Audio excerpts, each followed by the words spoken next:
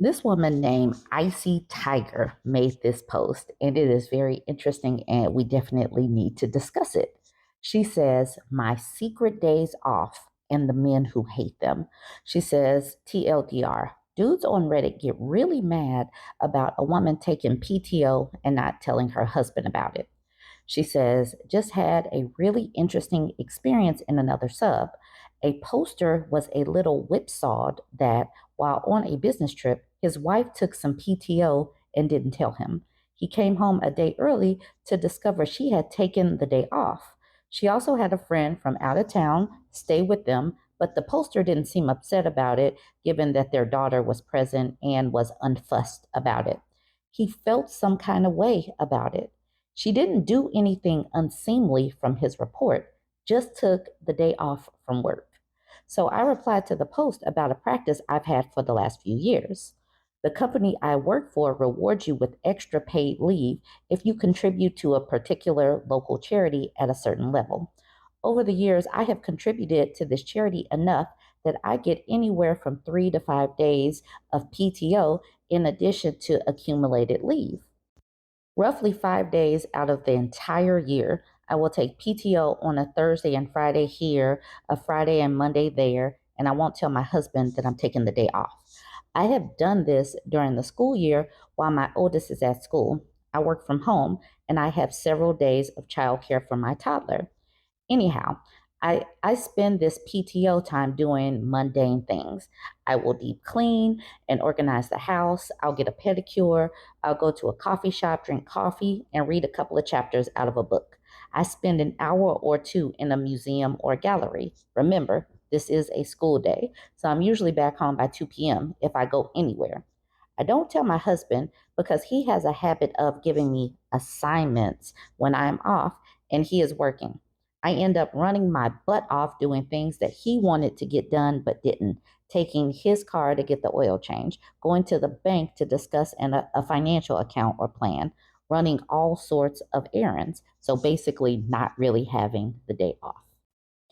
My husband isn't a jerk, but after we had kids, he kept doing this. And even when I told him, hey, I really don't want to spend the day today doing all this stuff for you, I'm off and I have some things that I want to get done, he could never restrain himself. He was always calling or texting and begging me to do two or more things for him. So now he doesn't know. He will sometimes be like, hey, why is the house so clean? And I'll fib and tell him I was on webinars and trainings all day and could move around while listening and participating. Several other women said they do the same. Several of them said they do it for the same reason. They try to take a day to either relax or get some stuff done that they can't get done with children and a husband underfoot. Oh my God, the guys in the other sub were pissed. You would have thought I was stealing money or going on a date or betraying my husband. It's telling, isn't it? How angry men get at women they don't know when they find out that women don't want to spend every waking moment in service to a man or his children.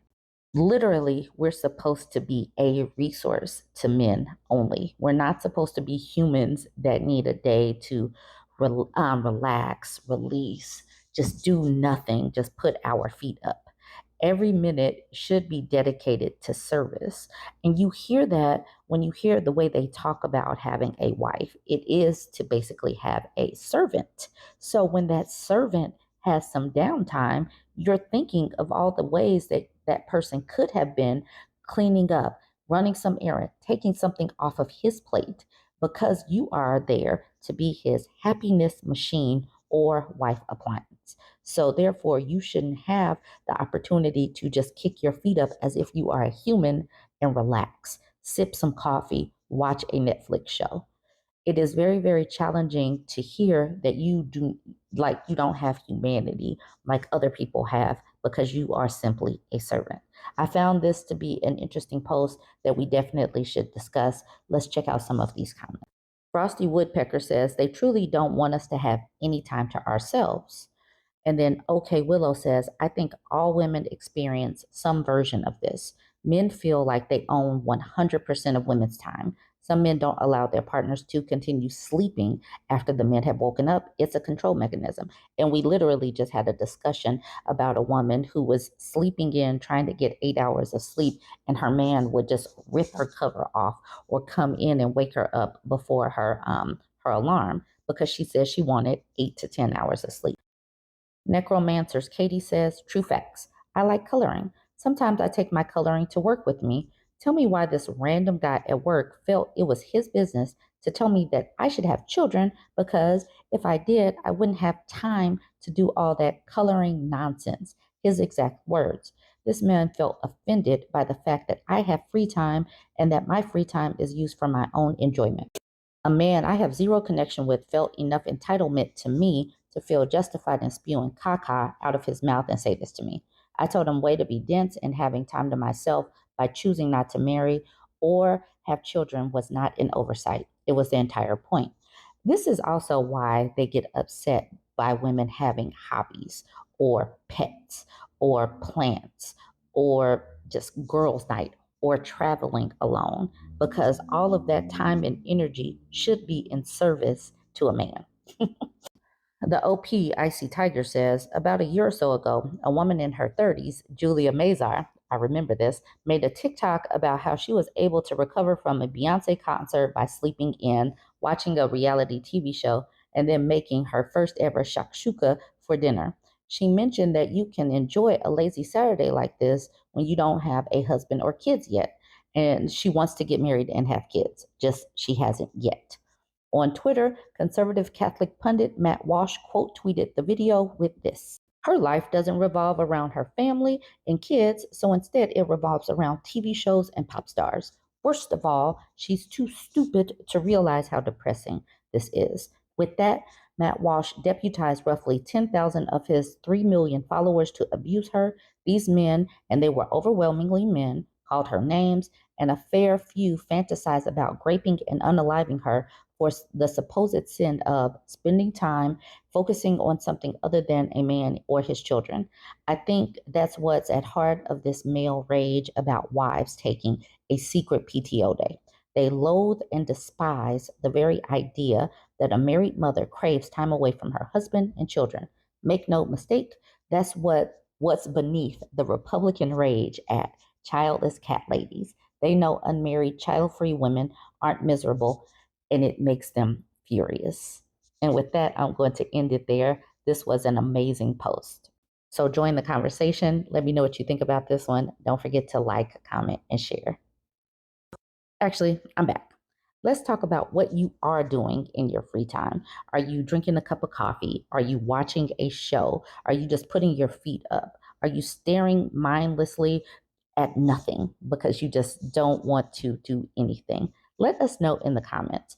It is perfectly reasonable for you as a woman, as a mom, as a wife, as a single person, as a pet mom, as a plant mom, to put your feet up and rest and relax. So what do you do? Join that conversation as well. This is a personal story time, and she used the flair, the nothing reason she left. She titles it, He Admitted to Weaponized Incompetence. She says, just want to put it here first that I'm already in the process of leaving him. He just doesn't know yet. This is simply a rant that I wanted to share with you all here, as well as putting it on paper, so to speak, to continuously remind myself why I'm getting out. Amazing, amazing. Thank you for sharing it here. She says, if you've read my previous post, you'll already know that my husband is a piece of work, to put it in the nicest terms I can. Not that he deserves that grace, but he's always trying to couch his cruelty and incompetence as not knowing better, never being taught or shown, etc. But this morning, he took that mask off. I was doing laundry and he offered to carry the full basket for me because I was tired. But as soon as we got to the machine, he just started throwing things in, not checking pockets, not balancing the weight in the machine, nothing. Both of which are things I know I've tried to tell him to do before because it's an important part of doing laundry properly, in my opinion. And I called him out on it. He cut me off, and his exact words were, this is the way I always do it. You know that. We already had this conversation before. I don't do it right.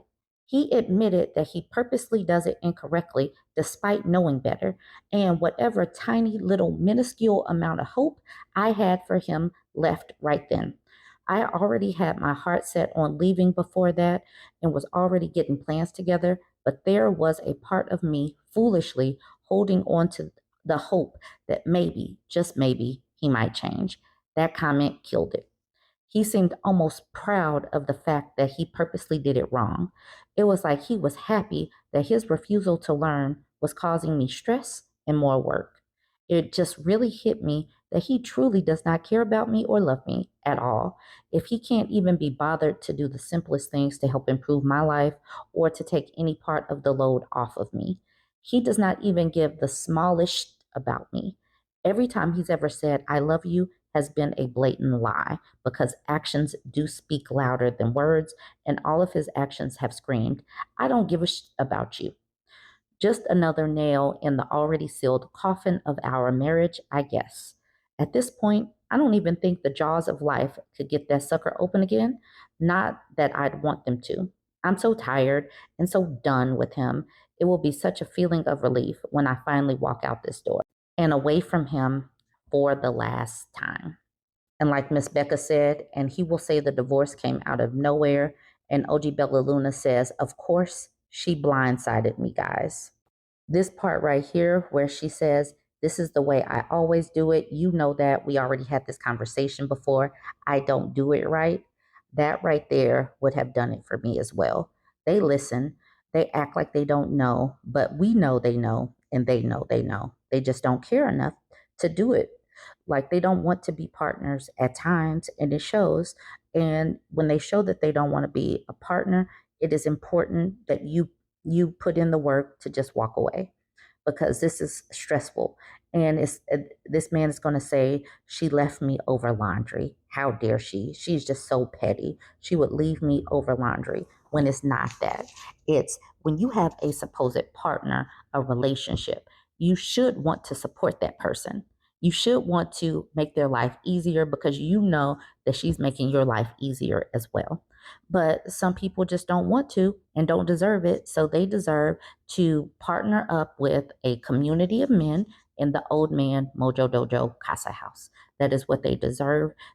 Many of these people do not deserve women. They don't deserve a spouse to grow old with. They just don't because they want to be her. That person wants to be her stressor, her trigger point, just her button pusher for no particular reason other than I just refuse to be a partner. Right Meow says, stay strong, keep going, you got this. You already know you don't have to live this way, and soon you won't have to. Your comment about leaving being in the process, we hear you. Your feelings are valid. F that man child. OG Bella Luna says, you will feel so much better. I promise. Please make your plans safely. Keep them secret. Change your passwords. All of the safety precautions, please. Good on you for realizing it and for believing him when he told you who he was. Eaton Crow says, open a bank account in your sole name if you haven't already. Your direct deposits go there now. Open a post office box and have your mail forwarded starting now. It's not necessarily permanent, but it's a vital step to ensuring you get your mail. Password hygiene is essential. Lock down your digital life. Consider putting a lock on your credit so nobody can open any new credit lines in your name. It's important to read some of these comments because it gives ideas to women who might not have known that they should do these things. Glad it was so important to him to shove that extra work right up in your business. The last nail in the coffin of your marriage is essential to bury it and put it to rest. Thank him silently for reminding you of the core truth of your decision. It helps to dwell in that gratitude. Whenever my ex pulled some stunt, I'd whisper under my breath, thank you. Thank you for reminding me why I left. Thank you for the gift of the rest of my life without your endless parade of effery. Thank you for teaching me to avoid stepping in another steaming pile of emotional dung. Thank you for going away. Thank you for shutting the F up. You have so much wonderful, precious time ahead of you, and your peace is within you always. You'll soon have the time and space to enjoy it. Proud of you. And I am going to end it there. We don't have to get angry. We don't have to be bitter. But what we have to do is recognize the signs and understand that you deserve to have a stress-free life as well. Life is not going to always be stress-free, but having someone emotionally dump things on you, purposely do things to sabotage your peace, you deserve better than that. So join the conversation, y'all. Let's keep strategizing on how we can do these things. Let women know some of the tips that they should be doing, like this person just did here. And let's just keep supporting each other because we deserve more. We need to let women know that you should value your peace and you deserve more. Join the conversation. Let me know what you think. Don't forget to like, comment, and share. 2 weeks ago, I did this post from this woman named Burby Throwaway. She says, I'm divorcing my husband, and here's why. Now, I've already done this post, but she did an update. I'm not going to do this whole post because I've done it already, but I wanted to just remind people who she was. She says, hey, everyone, I've been a fan of yours on YouTube for a while and made this account just to post this here. Sorry for the mistakes. Reddit's a little new to me. She says, I'm going to divorce my husband, and I'm going to tell you why. She's given a few of the reasons. She says, we've been married for a few years, but these have already been so difficult. His mother is not a fan of me. She's made that incredibly clear. Instead of standing up to her when she's badmouthed me, he would join in on it. That should have been my first clue, but I wrote it off because they told me they were just joking and I was being too sensitive. He has anger issues, yelling, throwing things, the works. He's never hit me himself, but that's not an endorsement of him. Things he's thrown have grazed me before. Just because he hasn't outright punched me doesn't mean he hasn't directly harmed me, and I consider that bad enough. Now, this part, number 3, I wanted to get to this part before doing the update. He's a slob. I'm constantly having to pick up after him, clean up his messes he makes around the apartment. This morning, I went into the bathroom. We have separate bathrooms to get something, and there was poop on the floor, literal poop. She spent an hour scrubbing and sanitizing the entire bathroom. So that's what she wrote 2 weeks ago. I didn't realize that she had posted the very next day a positive update. I didn't see it. She says, I hope this is allowed. If not, I'll definitely delete it. Just wanted to share some good news and an update to my other post. Hey, again, everyone. First of all, I want to say thank you so much to everyone who commented and left good vibes and well wishes on my other post, as well as the comments on the YouTube video where my story was read. And thank you, of course, to Burb herself. Hearing my story read out loud was surreal, but also did really help cement into my brain how truly not okay everything I've been putting up with is. I want to share some amazing news with you all. Also, I want to say, damn, your good vibes must be strong as hell because only a handful of hours after I posted my story, she says financial stuff already started looking up. You're apparently all wizards, and I appreciate the magic. By this time next month, I could potentially, if everything keeps going well, fingers crossed, be out, which is way quicker than I expected. But I'm not upset by that, as I bet you can imagine. If you don't mind, please continue sending me those positive vibes because they're clearly powerful as hell.